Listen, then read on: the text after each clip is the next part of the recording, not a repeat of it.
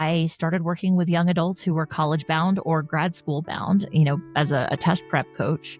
I've worked with tens of thousands of families at this point in nearly 3 decades. And I've worked with a lot of families that are on a similar trajectory to disconnection. And I've worked with a lot of families that seem to have navigated it at least better than my mom and I did. And, Hilda, the truth is my mom and I lost a lot of years that we could have had. I never felt as the adult daughter that I was seen or heard or understood, or that she gave a damn about my perspective. She was so married to her perspective. That was my experience. That was my view of the situation.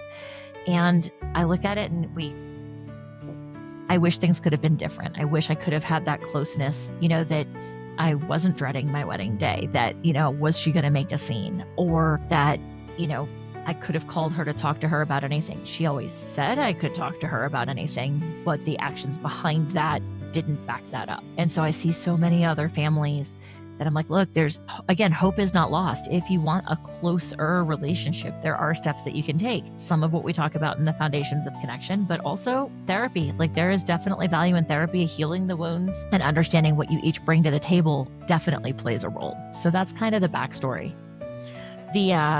That's sad, but at least I love how every person has a story that got them onto the thing that made them passionate about the thing that they're doing. And as sad as that is, you made you want to heal your wounds. And I think when we had a previous conversation on your podcast, we talk about the wounds parents bring to the relationship with their children. And absolutely. If you're not aware of it, how easy it is to pass it on to your children.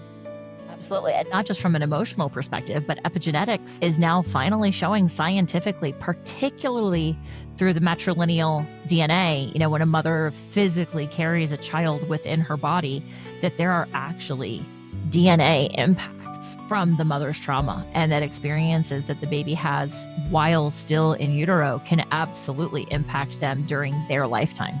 And so it's not just the mother, critical. The ancestral through the grandmother, absolutely, and the grandmother's grandmother. I mean, it is 100% with us trying to make the best of our lives, and we're dealing with generations of trauma and hurt and wounds absolutely that's been passed on genetically through us. So absolutely.